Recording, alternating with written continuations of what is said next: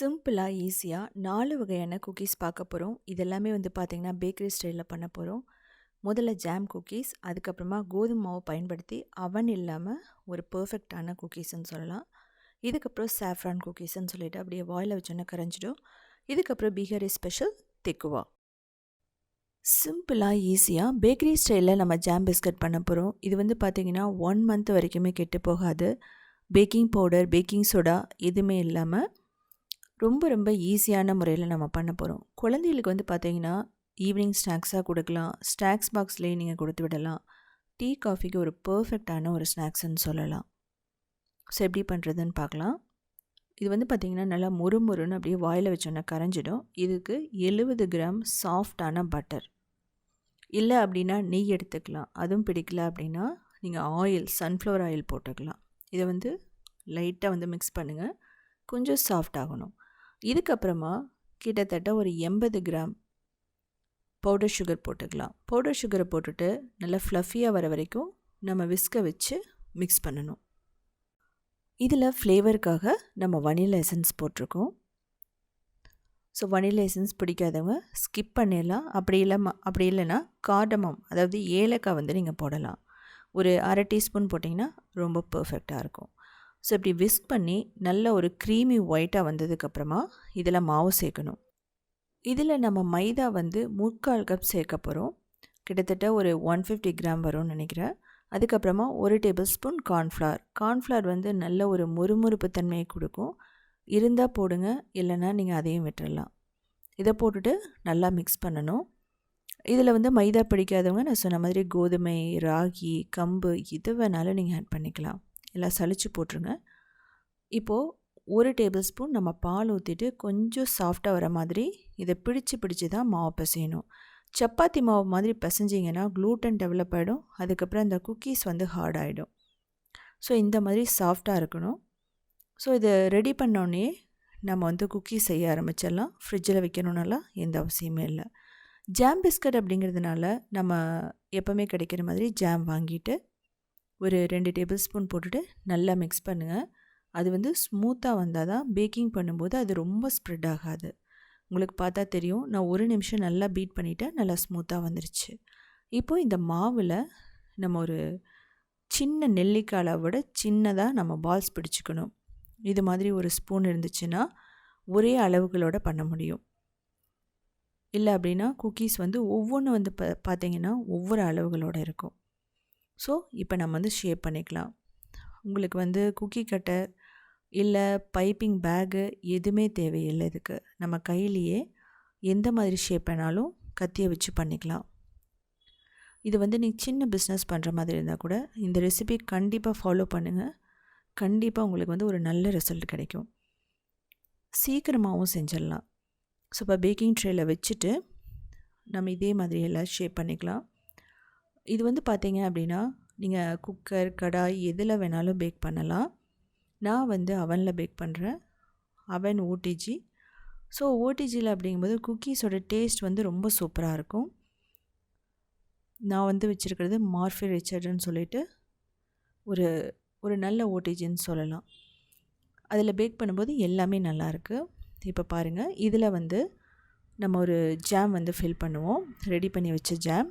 அப்படி இல்லைன்னா இன்னொரு ஆப்ஷன் இருக்குது. நீங்கள் பேக் பண்ணதுக்கப்புறமா சாக்லேட் சிரப், அதாவது சாக்லேட்டை நல்லா மெல்ட் பண்ணிவிட்டு இதுக்குள்ளே ஊற்றிட்டு வச்சிட்டிங்கன்னா சூப்பராக ரெடி ஆகிடும். ஸோ 2 விதமாக நான் பண்ணலாம். இப்போ பாருங்கள், ஒரு ஸ்பூனில் லைட்டாக ஒரு ட்ராப்பு தான் நீங்கள் எடுத்து இதில் விடணும். இது ரொம்ப முக்கியம். ஓவராக நீங்கள் ஜாம் வச்சுட்டா அது அப்படியே கீழே வழிஞ்சிடும். ஸோ அந்த ஜாம் வைக்கிறதுக்கு உண்டான அந்த குழி, அந்த கேவிட்டியை நீங்கள் பண்ணிவிடுங்க. இது நம்ம ஓடிஜியில் வைக்க போகிறோம். ஓடிஜி அவனை முதல்ல நீங்கள் 10 மினிட்ஸ் 250 டிகிரியில் ப்ரீஹீட் பண்ணுங்கள். அதுக்கப்புறம் 180 டிகிரியில் ஒரு 15 to 20 மினிட்ஸ் அவ்வளோதான் பேக் பண்ணணும். ஓவராக பேக் பண்ணிங்கன்னா ப்ரௌன் ஆகிடும். அதுக்கப்புறம் ஹார்ட் ஆகிடும். கடாய் ப்ரெஷர் குக்கர்னா 5 நிமிஷம் மீடியம் ஃப்ளேமில் ப்ரீஹீட் பண்ணிவிட்டு ஒரு 20 நிமிஷம் லோ மீடியம் ஃப்ளேமில் பேக் பண்ணிங்கன்னா பர்ஃபெக்டாக ரெடி ஆகிடும். ஸோ எடுத்தோன்னே உடனே எடுத்துடாதீங்க. அது கொஞ்சம் சாஃப்டாக இருக்கும். ஒரு 10 நிமிஷம் விட்டு எடுத்துட்டிங்க அப்படின்னா ரொம்ப சூப்பராக இருக்கும். ஸோ நான் சொன்ன மாதிரி செஞ்சு பாருங்கள். இந்த ஜாம் பிஸ்கட் வந்து பார்த்திங்கன்னா கோதுமை, ராகி, சாக்லேட் அதாவது கொக்கோ பவுடர்லேயும் பண்ணலாம். இதில் வந்து மேலே ஜாம் வைக்கிறதுக்கு பதிலாக நீங்கள் 2 குக்கீஸ்க்கு வந்து இடையில ஜாம் வச்சு சாண்ட்விச் குக்கீஸ் மாதிரியும் பண்ணலாம். அதுமாரி ரெண்டுமே சூப்பராக இருக்கும். கடாய், அவன், ப்ரெஷர் குக்கர், ஓடிஜி எல்லாமே ஈஸியாக பண்ணிடலாம். இதுக்கப்புறம் கோதுமை மாவில் ஒரு குக்கீஸ் பார்க்க போகிறோம். சிம்பிளாக டேஸ்ட்டாக கோதுமை மாவில் பிஸ்கட் பண்ண போகிறோம். அது வந்து பார்த்திங்கன்னா முட்டை, அவன் இல்லாமல் பண்ண போகிறோம். கிட்டத்தட்ட 2 வாரம் வரைக்குமே கெட்டு போகாது. குழந்தைகளுக்கு ஸ்கூலுக்கு ஸ்நாக்ஸாக கொடுத்து விடலாம். நம்ம இதை வந்து பேக்கிங் சோடா இல்லாமல் பண்ணியிருக்கோம். ஸோ நம்ம கடாயிலேயே பண்ணலாம். எப்படின்னு பார்க்கலாம். இதுக்கு வந்து கிட்டத்தட்ட ஒரு 60 கிராம் பட்டர் எடுத்துக்கலாம். இது நல்லா சாஃப்டாக இருக்கணும். இது வந்து முதல்ல லைட்டாக மட்டும் மிக்ஸ் பண்ணுங்கள். இதுக்கப்புறம் நம்ம சுகர் போட போகிறோம். பவுடர் சுகர் வந்து பார்த்திங்கன்னா ஒரு 1/2 கப் போட்டுக்கலாம். இல்லை அப்படின்னா ப்ரௌன் சுகர் கூட நீங்கள் போட்டுக்கலாம். இதுக்கப்புறம் வனிலா எசன்ஸ் போட்டுக்கலாம். வனிலா எசன்ஸ் இல்லைன்னா நீங்கள் ஸ்கிப் பண்ணிவிட்டு ஏலக்காய் பொடி போட்டுக்கலாம். ஸோ வந்து நல்லா மிக்ஸ் பண்ணணும். அந்த சுகர் எல்லாம் கரைஞ்சி ஓரளவுக்கு நல்லா ஃப்ளஃபியாக வரும். ஸோ முதல்ல வந்து பார்த்திங்கன்னா இப்படி வந்து மிக்ஸ் பண்ணிவிட்டு உங்கள்கிட்ட விஸ்க் இருந்துச்சுன்னா அதில் கூட நீங்கள் நல்லா மிக்ஸ் பண்ணிங்க அப்படின்னா ஒரு நல்ல க்ரீம் கலரில் வரும். ஸோ அப்படி வரும்போது தான் நமக்கு அந்த பிஸ்கட் நல்லா முறுமுறுன்னு இருக்கும். ஸோ எக்கு பிடிக்கும்னு சொல்கிறவங்க இந்த ஸ்டேஜில் எக் ஒயிட் இல்லைனா எக் யோக், அதாவது முட்டையோட மஞ்சள் கரு இல்லைனா வெள்ளைக்கரு வந்து தனித்தனியாக ஆட் பண்ணலாம். எது பிடிச்சிருக்கோ நீங்கள் ஆட் பண்ணலாம். ஸோ இப்போ வந்து விஸ்கை வச்சு நல்லா வந்து பண்ணும்போது உங்களுக்கு அந்த நல்லா வந்து க்ரீம் கலரில் வந்துடுச்சு. ஸோ இது வந்து நீங்கள் எலக்ட்ரிக் பீட்டரில் கூட பண்ணலாம் இருந்துச்சுன்னா. இப்போ சைல்டு இருக்கிறதில் எடுத்து விட்டுருங்க. ஸோ இதுக்கப்புறம் நம்ம கோதுமை மாவு வந்து போடுவோம். கோதுமை மாவு அப்படிங்கும்போது 3/4 கப் போடலாம். நீங்கள் சளிச்சும் போடலாம், இல்லை அப்படின்னா அப்படியும் போடலாம். பேக்கிங் பவுடர், அதுக்கப்புறம் 2 டேபிள் ஸ்பூன் கார்ன்ஃப்ளவர் போட்டுக்கலாம். கார்ன்ஃப்ளவர் போட்டு மிக்ஸ் பண்ணிவிட்டு நம்ம கையில் பிசைஞ்சிக்கலாம். ரொம்ப முக்கியமானது, குக்கீஸ் வந்து நம்ம செய்யும்போது நம்ம சப்பாத்தி மாவு மாதிரி பிசையக்கூடாது. பிடிச்சு தான் பிசையணும். தேவைப்பட்டால் ஒரு 2லேருந்து 3 டேபிள் ஸ்பூன் பால் வந்து நீங்கள் ஆட் பண்ணிக்கலாம். நீங்கள் ஓவராக பிசைஞ்சிங்க அப்படின்னா இதில் வந்து க்ளூட்டன் டெவலப் ஆகும். அப்போது நமக்கு வந்து குக்கீஸ் வந்து ஹார்ட் ஆகிடும். ஸோ இது வந்து பார்த்திங்கன்னா ரொம்ப ரொம்ப முக்கியம். இந்த மாவெல்லாம் ஒன்றோட ஒன்று சேர்ந்து வரணும், அவ்வளோதான். ஸோ கையில் ஒட்டாமல் இருக்கணும், நல்லா சாஃப்டாக இருக்கணும். அப்போ தான் வந்து ரொம்ப கிராக்கெல்லாம் வராது.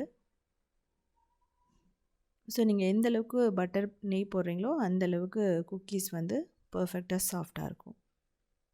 இப்போது நம்ம இதை எடுத்துகிட்டு ஷேப் பண்ண போகிறோம். ரொம்ப சிம்பிளான ஷேப் தான், ஆனால் பார்க்குறதுக்கு வந்து ரொம்ப சூப்பராக இருக்கும், பேக்கரியில் இருக்கிற மாதிரியே. ஸோ இது மாதிரி ஒரு மோல்டுன்னு சொல்ல முடியாது, இது வந்து ஆன்லைனில் கிடைக்குது. இது மாதிரி வாங்கி வச்சிட்டிங்க அப்படின்னா அந்த குக்கீஸ்க்கு வந்து ரொம்ப பர்ஃபெக்டாக இருக்கும் ஷேப் பண்ணுறதுக்கு. இதெல்லாம் ஆயிலெல்லாம் நீங்கள் தடவணும்னு அவசியமே இல்லை. ஜென்டிலாக மட்டும் ப்ரெஷர் கொடுத்தீங்கன்னா அந்த டிசைன் அப்படியே அதில் வந்துடும். அப்படி இல்லை அப்படின்னா ஃபோர்க்கில் கூட நீங்கள் டிசைன் பண்ணிக்கலாம். இது மாதிரி வச்சுட்டு நான் பட்டர் தடவிருக்கேன் பிளேட்டில். நீங்கள் எந்த பிளேட் வேணாலும் எடுத்துக்கலாம், அலுமினியம், நான்ஸ்டிக், எதில் வேணாலும் நீங்கள் பட்டர் தடவிட்டு குக்கீஸை வச்சிடலாம். நான் வந்து கடாயில் வந்து பேக் பண்ண போகிறேன். 5 மினிட்ஸ் மீடியம் ஃப்ளேமில் ப்ரீ ஹீட் பண்ணதுக்கப்புறமா 25 மினிட்ஸ் லோ மீடியம் ஃப்ளேமில் பேக் பண்ணிங்கன்னா பர்ஃபெக்டாக ரெடி ஆகிடும். அதுக்கப்புறமா வந்து பார்த்திங்கன்னா ஓடிஜி அவன் அப்படிங்கும்போது 10 மினிட்ஸ் 250 டிகிரியில் நீங்கள் ப்ரீ ஹீட் பண்ணதுக்கப்புறமா 180 டிகிரியில் 25 மினிட் பேக் பண்ணிங்க அப்படின்னா ரொம்ப ரொம்ப சூப்பராக ரெடி ஆகிடும். ஆறுனதுக்கப்புறம் எடுத்துருங்க. ஒரு ஏர்டைட் கண்டெய்னரில் போட்டிங்க அப்படின்னா 2 வாரம் வரைக்குமே கெட்டு போகாது. இதில் தேவைப்பட்டதுன்னா நீங்கள் பாதாம், அதுக்கப்புறம் முந்திரியை அரைச்சி போட்டு கூட பண்ணலாம். எக்ஸ்ட்ரா வந்து நீங்கள் கொக்கோ பவுடர் தேவைப்பட்டாலும் அதையுமே நீங்கள் பண்ணலாம். சிம்பிளாக ஈஸியாக பேக்கரி ஸ்டைலில் நம்ம சாஃப்ரான் குக்கீஸ் பார்க்க போகிறோம். இது வந்து பார்த்திங்க அப்படின்னா குழந்தைகளுக்கு ஸ்நாக்ஸாக கொடுத்து விடலாம். டீ காஃபிக்கு ரொம்ப பர்ஃபெக்டாக இருக்கும். அதே சமயம் இந்த குக்கீஸ் வந்து பார்த்திங்க அப்படின்னா எப்படி ஷேப் மாறாமல் பண்ணுறதுன்னு சொல்லிவிட்டு சின்ன சின்ன டிப்ஸை ஃபாலோ பண்ணிங்க அப்படின்னா நீங்களும் பண்ணிடலாம். இதுக்கு வந்து ஓடிஜி அவன் தான் இருக்கணும்னு அவசியமே இல்லை. ஒரு கடாய் இருந்தால் கூட நீங்கள் பண்ணிடலாம், ப்ரெஷர் குக்கர்லேயோ. ஸோ நான் அதை எப்படின்னு சொல்கிறேன் உங்களுக்கு வீடியோட கடைசியில். இதுக்கு ஒரு 4லேருந்து 5 டேபிள் ஸ்பூன் நல்ல சூடான பால் எடுத்துகிட்டு இதில் குங்குமப்பூ போட்டுட்டு கிட்டத்தட்ட ஒரு 5 நிமிஷம் ஊற வச்சுருங்க. சுகர் வந்து 1/4 கப் எடுத்துகிட்டு நல்லா ஃபைனாக அரைச்சி எடுத்துக்கணும். சுகர் பிடிக்கலனா ப்ரௌன் சுகர் ஆட் பண்ணிக்கலாம். பட்டர் வந்து பார்த்திங்கன்னா ஒரு 80லேருந்து 90 கிராம் எடுத்துக்கலாம். இதை வந்து நல்ல சாஃப்டாக இருக்கணும். அதே சமயம் ரொம்ப மெல்ட் ஆகிற மாதிரி இந்த பட்டர் இருக்கக்கூடாது. அந்த ஸ்டேஜில் எடுத்தால் மட்டும்தான் உங்களுக்கு அந்த குக்கினோட ஷேப் மாறாது. இப்போ நல்லா ஃபைனாக அரைச்சி வச்ச அந்த சுகரை போட்டுட்டு நல்லா வந்து நீங்கள் மிக்ஸ் பண்ணணும், அதாவது பீட் பண்ணணும். அப்போ என்னாகும் அப்படின்னா நல்லா சாஃப்டாக கொஞ்சம் ஃப்ளஃபியாக வரும். உங்களுக்கே தெரியும். இது வந்து எலக்ட்ரிக் பீட்டர் வச்சும் பண்ணலாம், விஸ்க் இருந்ததுனாலும் பண்ணலாம். உங்களுக்கு வந்து ஈஸியாக இதில் எப்படி பண்ணுறதுன்னு சொல்லி காமிச்சிருக்கேன். இதுலேயே வந்து நல்லா வந்து மிக்ஸ் பண்ணும்போது அந்த பவுடர் சுகரெல்லாம் கரைஞ்சிடும். இப்போ வந்து பார்த்திங்கன்னா இதில் மைதா 3/4 கப், ஏலக்காய் பொடி ஃப்ளேவருக்காக போடுறேன். மைதா இல்லைனா நீங்கள் கோதுமை மாவு கூட போட்டுக்கலாம். கூடி சீக்கிரமாக நான் கோதுமை மாவுலேயே எப்படின்னு வீடியோ போடுறேன். இதை முதல்ல நல்லா மிக்ஸ் பண்ணுங்கள். அதுக்கப்புறமா கார்ன்ஃப்ளவர் 1 டேபிள் ஸ்பூன் போட்டுக்கலாம். இதில் வந்து நான் எக்கெல்லாம் ஆட் பண்ணலை, பைண்டிங் ஏஜெண்ட்டாக கார்ன்ஃப்ளவர் இருக்கும். இப்போ பால், அதாவது நம்ம குங்குமப்பூ வந்து ஊற வச்ச பால் ஊற்றுறோம். இதான் வந்து பார்த்திங்கன்னா கலரை கொடுக்கும், ஃப்ளேவரையும் கொடுக்கும். அதனால தான் நான் ஏலக்காய் வந்து ஆட் பண்ணியிருக்கேன். இது வந்து வனிலா ஆட் பண்ணாமல். நீங்கள் சாஃப்ரான் போடலன்னா நீங்கள் வனிலா கூட ஆட் பண்ணிக்கலாம். இப்போ பாருங்கள் இந்த மாவு எப்படி இருக்கணும்னு சொல்லிட்டு, கையில் ஒட்டாமல் இருக்கணும், அதே சமயம் சாஃப்டாக இருக்கணும், ஹார்டாகவே இருக்கக்கூடாது. ஹார்டாக இருந்தால் வராது அந்த குக்கீஸ். அதே சமயம் சாஃப்டாக இருந்தாலும் மெல்ட் ஆக ஆரம்பிக்கும். ஸோ இது வந்து ரொம்ப ரொம்ப முக்கியம். ஸோ பேக்கரி அப்படின்னாவே இந்த மோல்டு தான் யூஸ் பண்ணுவாங்க. இந்த மாதிரி ஒரு ஜிப்லாக் பவுச் ஏதாவது ஒன்று எடுத்துக்கோங்க, பைப்பிங் பேக்கோ இல்லைன்னா பால் கவர் கூட நீங்கள் எடுத்துக்கலாம். எடுத்துட்டு நம்ம வந்து அப்படியே வந்து பேக்கிங் ஷீட்டில் புழிஞ்சு விட போகிறோம். ஸோ கொஞ்சம் ப்ரெஷர் கொடுத்து பண்ணுங்கள். நான் வந்து இதுக்கு 2 கவர் போட்டிருக்கேன். எதுக்காக அப்படின்னா அந்த மாவு லீக் ஆகாமல் இருக்கிறதுக்காக, வெளியே வராமல் இருக்கிறதுக்காக. ஸோ இந்த மாதிரி பிழிஞ்சிட்டு ட்விஸ்ட் பண்ணிங்கன்னா ஆட்டோமேட்டிக்காக வந்துடும். ஸோ உங்களுக்கு பார்த்தா தெரியும் எந்த அளவுக்கு அழகாக வருதுன்ட்டு. பிகினர்ஸாக இருந்தால் உங்களுக்கு வந்து ரொம்ப ரொம்ப முக்கியமாக கவனிக்க வேண்டியது, நீங்கள் வந்து இந்த மாவு சரியாக ரெடி பண்ணலைன்னா அந்த குக்கியோட மாவு அப்படியே வந்து பேக் பண்ணும்போது அப்படியே மெல்ட் ஆகி ஷேப் மாறும். ஸோ இதை வந்து நீங்கள் ரொம்ப முக்கியமாக கவனிக்க வேண்டியது இதுதான். ஸோ கரெக்டான ஸ்டேஜில் மாவை ரெடி பண்ணிக்கணும். அப்போ தான் நம்ம பிழியறதுக்கும் ஈஸியாக இருக்கும். இந்த மோல்டு இல்லைன்னா நீங்கள் வந்து வாங்கிக்கங்க, ரொம்ப ரொம்ப யூஸ்ஃபுல்லாக இருக்கும். ஸோ இந்த மாதிரி எல்லாம் வந்து ரெடி பண்ணதுக்கப்புறமா உடனே நம்ம வந்து பேக் பண்ணக்கூடாது. உடனே பேக் பண்ணாலும் நமக்கு வந்து செட் ஆகிறதுக்கு டைம் இல்லாமல் மெல்ட் ஆக ஆரம்பிக்கும். அதனால் நம்ம ஃப்ரிட்ஜில் ஒரு 20 நிமிஷமோ இல்லை அப்படின்னா வெளியே ஃபேன் காற்றுல ஒரு 20 நிமிஷம் வச்சுட்டிங்கன்னா அந்த பட்டர் அந்த மாவு சேர்ந்து நல்லா ஓரளவுக்கு செட் ஆகிடும். இதில் வந்து baking powder, baking soda, artificial colour நம்ம எதுவுமே போடலை. ஸோ அதனால் ஹெல்தியானது தான். பட்டருமே வந்து நம்ம கரெக்டாக தான் போட்டிருக்கோம், ஓவர் பட்டர் நம்ம ஆட் பண்ணலை. எக்கு பிடிக்கும்னு நினைக்கிறவங்க நீங்கள் ஒரு எக் ஒயிட்டோ இல்லை அப்படின்னா எக் யோக்கோ ஆட் பண்ணிக்கலாம். ஸோ இதில் வந்து பிஸ்தா வந்து நான் ஆட் பண்ணுறேன், பார்க்குறதுக்கும் நல்லாயிருக்கும் அப்படிங்கிறதுக்காக. இதெல்லாமே உங்களுக்கு ஆப்ஷனல் தான். இப்படி தான் வந்து பார்த்திங்கன்னா பேக்கரியில் வந்து பண்ணுவாங்க. ஸோ இது வந்து நம்ம ப்ரீஹீட் பண்ண ஓடிஜிலையோ லவன்லேயோ வைக்கலாம். இதை வந்து அதுக்கு முன்னாடி கண்டிப்பாக நீங்கள் ஃப்ரிட்ஜில் வச்சுருங்க. ஸோ முதல்ல ப்ரீஹீட்டிங் டைம் அப்படின்னா 10 மினிட்ஸ் 180 டிகிரியில், பேக்கிங் டைம் அப்படின்னா 15 மினிட்ஸ் 160 டிகிரியில் பேக் பண்ணலாம். கடாய் ப்ரெஷர் குக்கர்னால் 5 நிமிஷம் மீடியம் ஃப்ளேமில் ப்ரீஹீட் பண்ணிவிட்டு 15 நிமிஷம் நீங்கள் லோ மீடியம் ஃப்ளேமில் பேக் பண்ணிங்கன்னா பர்ஃபெக்டாக ரெடி ஆகிடும். இது எடுத்தோன்னா கொஞ்சம் ஆறணும், ஆற வச்சா தான் வந்து உங்களுக்கு அந்த சாஃப்டாக இருக்கிறது போயிடும். நல்ல ஒரு முறுமுறுப்பு தன்மையோட ரொம்ப சூப்பராக இருக்கும். கண்டிப்பாக இதை வந்து வீட்டில் செஞ்சிங்கன்னா அடிக்கடி செய்ய தோணும். ஃப்ளேவர் வந்து மாற்றிக்கலாம், சாக்லேட்டெல்லாம் கொக்கோ பவுடர்லாம் போட்டு நீங்கள் பண்ணிக்கலாம். ஸோ இது வந்து பார்த்திங்க அப்படின்னா 2 வாரம் வரைக்குமே கெட்டு போகாது. எந்த ஒரு ஆர்டிஃபிஷியல் கலர், ஃப்ளேவர் எதுவுமே ஆட் பண்ணலை. குங்குமப்பூ அப்படிங்கிறதுனால ரொம்ப ரொம்ப ஹெல்தியானது கூட. அப்படி இல்லைன்னா கூட நீங்கள் கொக்கோ பவுடர் ஆட் பண்ணலாம், அப்படி இல்லைன்னா சாக்லேட் வந்து ஆட் பண்ணலாம், ரொம்பவே நல்லாயிருக்கும். இது ஜாம் குக்கீஸ் மாதிரியும் பண்ணலாம். ஃபைனலாக பார்க்க போகிறது தேக்குவா.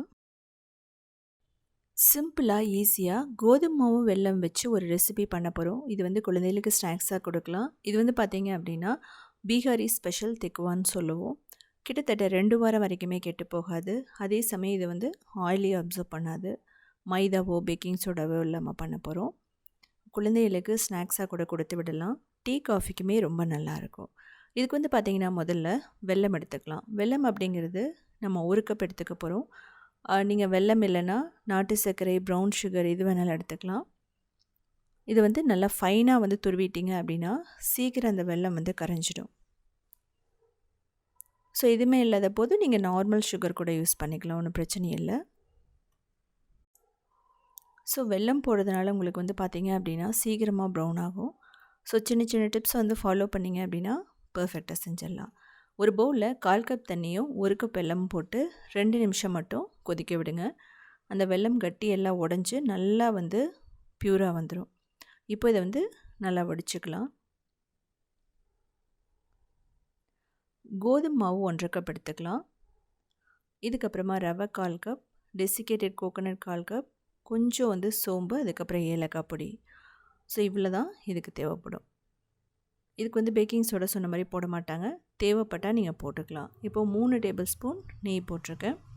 நெய் போட்டு நல்லா மிக்ஸ் பண்ணணும். ஸோ மிக்ஸ் பண்ணதுக்கப்புறமா நம்ம அந்த வெல்லத்தோட சிரப்பை வடிகட்டி தான் ஊற்றணும். ஏன்னா அதில் வந்து சின்ன சின்ன தூசு இருக்கும், அதனால தான் வடிகட்டுறோம். ஸோ இந்த வெல்லம் வந்து ரொம்ப சூடாலாம் இருக்கக்கூடாது. ஸோ நல்லா மிக்ஸ் பண்ணுங்கள் ஃபஸ்ட்டு. அதுக்கப்புறமா நம்ம கொஞ்சம் கொஞ்சமாக ஊற்றிட்டு கையிலேயே பிசைஞ்சுக்கலாம். இது வந்து ரொம்ப சாஃப்டாக இருக்கக்கூடாது, ஓரளவுக்கு நல்ல ஒரு டைட்டான டோ மாதிரி தான் நம்ம பண்ணணும். தேவைப்பட்டால் நீங்கள் தண்ணியை ஸ்ப்ரிங்கிள் பண்ணிவிட்டு தண்ணியை தூவிட்டு இந்த மாதிரி டைட்டான மாவு மாதிரி கொண்டு வந்துட்டு மூடி ஒரு 10 நிமிஷம் அப்படியே விட்டுறலாம். உங்களுக்கு டைம் இல்லைங்கிற பட்சத்தில் நீங்கள் அப்படியே கூட பண்ணலாம். இப்போது எடுத்து பார்த்தா தெரியும், இது ஒரு குக்கியோட டோ மாதிரியே தான் இருக்கும். இது அப்படியே வந்து தேய்ச்சிட்டு தேவையான ஷேப்பில் நம்ம ரெடி பண்ணிக்க போகிறோம். இதுக்கு வந்து பார்த்திங்க அப்படின்னா மோல்டு இருக்கும். பட் ஆனால் மோல்டெல்லாம் இல்லைன்னா நீங்கள் ஈஸியாக எப்படி பண்ணணும்னு சொல்லிவிட்டு நான் சொல்கிறேன். இதுக்கு வந்து நீங்கள் மாவு தூவணும்னு அவசியமே இல்லை, ஏன்னா இது வந்து டைட்டான மாவு தான், அதனால் கீழெல்லாம் எதுவுமே ஒட்டாது. அப்படியே தேவைப்பட்டால் கொஞ்சம் கோதுமை மாவு வந்து தெளிச்சிட்டு அதுக்கப்புறம் நீங்கள் தேய்ச்சி எடுத்துக்கலாம். இது வந்து பார்த்திங்க அப்படின்னா நல்ல திக்காக தான் இருக்கணும். ரொம்ப தின்னாக தேய்ச்சிங்க அப்படின்னா ரொம்ப முறுமுறுன்னு ஆகும், உங்களுக்கு அந்த பிஸ்கட் மாதிரி வராது. ஸோ இங்கே பாருங்கள், இந்த அளவுக்கு இருக்கணும். இதுக்கப்புறமா இந்த மாதிரி ஒரு மோல்டு இருந்தால் எடுத்துக்கோங்க. இன்கேஸ் இது மாதிரியெல்லாம் இல்லைன்னா ஒன்றும் பிரச்சனையே இல்லை. ரவுண்டாக ஏதாவது ஒரு பவுலு மூடி இருந்துச்சு அப்படின்னா அதை கூட நீங்கள் வந்து கட் பண்ணிக்கலாம் வச்சு. எக்ஸ்ட்ரா இருக்கிறதெல்லாம் எடுத்துகிட்டு நான் திரும்ப வந்து தேய்ச்சி இதே மாதிரி தான் ஷேப் பண்ண போகிறோம். நம்ம வந்து கத்தியிலேயே வந்து ஷேப் பண்ணிக்கலாம். தெக்குவோட ஷேப் வந்து பார்த்திங்க அப்படின்னா ஒரு இலை மாதிரி இருக்கும். ஸோ டூத் பிக்காக இருக்கட்டும், எதில் வேணாலும் நீங்கள் ஷேப் பண்ணிக்கலாம். நீங்கள் ஷேப்பெல்லாம் பிடிக்கலைன்னா அப்படியே கூட நீங்கள் ஃப்ரை பண்ணிக்கலாம், ஒன்றும் பிரச்சனை இல்லை. இதை வந்து நல்லா சூடான எண்ணெயில் போட்டுட்டு ஓரளவுக்கு கோல்டன் ப்ரௌன் வர வரைக்கும் நம்ம ஃப்ரை பண்ண போகிறோம். இது வந்து நெய்லேயும் ஃப்ரை பண்ணலாம். உங்கள்கிட்ட நெய் கிடச்சிதுன்னா நெய்யில் ஃப்ரை பண்ணுங்கள். நெய் வந்து பார்த்திங்கன்னா ரொம்ப ஹெவியான மாதிரி இருக்கும். ஸோ அப்படிங்கும்போது நீங்கள் வந்து டைரெக்டாக சன்ஃப்ளவர் ஆயிலில் ஃப்ரை பண்ணுங்கள். அது கொஞ்சம் லைட்டாகவும் இருக்கும், ரொம்ப ஃப்ளேவர் எல்லாமே இருக்கும். அதனால் இப்போது சூடான எண்ணெயில் போட்டுட்டு நீங்கள் வந்து லோ ஃப்ளேமில் வச்சுக்கோங்க. லோ மீடியம் ஃப்ளேமில் தான் பர்ஃபெக்டாக இருக்கும், ரொம்ப ஹையில் வைக்க வேணாம். இதில் வந்து கோதுமாவும் வெல்லம் போட்டிருக்கிறதுனால நீங்கள் ரொம்ப ஹை ஃப்ளேமில் வச்சிங்க அப்படின்னா அது அப்படியே ப்ரௌன் ஆகிடும். ஸோ அப்படி எப்போவுமே பண்ணக்கூடாது. ஸோ நல்லா வந்து ஃப்ரை பண்ணும்போது மட்டும்தான் லோ மீடியம் ஃப்ளேமில் இது வந்து நல்லா முறுமுறுன்னு வரும். ரொம்ப ஹை ஃப்ளேம் வச்சிங்க அப்படின்னா ஒரு மாதிரி கசப்பு தன்மை வந்துடும். ஸோ அதை நீங்கள் பார்த்துக்கணும். இதில் டெசிகேட்டட் கோகோனட் இல்லைன்னா நீங்கள் நார்மல் தேங்காயை வறுத்து கூட போட்டுக்கலாம். ஸோ நமக்கு பர்ஃபெக்டாக ரெடி ஆகிடுச்சு. ஸோ இதே மாதிரி சிம்பிளான யூனிக்கான ரெசிபிஸ் வேணும்னா நீங்கள் உத்திமி கிச்சனை ஃபாலோ பண்ணலாம். க்ரியேட்டிவ் வேர்ல்டுன்னு சொல்லிட்டு இன்னொரு சேனல் இருக்குது, அதுலேயுமே 2000 ரெசிபிஸ் இருக்குது. அது மட்டும் இல்லாமல் சவுத் இண்டியன் ஃபுட்ஸ்.inங்கிற வெப்சைட்டையுமே 15 இயர்ஸாக ரன் பண்ணுறோம். கிட்டத்தட்ட 8000 ரெசிபிஸ் இருக்குது. இது ஆறுனதுக்கப்புறம் மட்டும்தான் நீங்கள் ஒரு ஏர்டைட் கண்டெய்னரில் போட்டு வைக்கணும். ஸோ உங்களுக்கு உள்ளே எப்படி இருக்குன்னு காட்டியிருக்கேன். நல்லா மொறுமொறுன்னு இருக்கும், அதே சமயம் நல்லா கடிச்சு சாப்பிட்ற மாதிரி. நம்ம எப்படி ஒரு குக்கீஸ் பிஸ்கட் இருக்குமோ அதே மாதிரியே தான் இருக்கும்.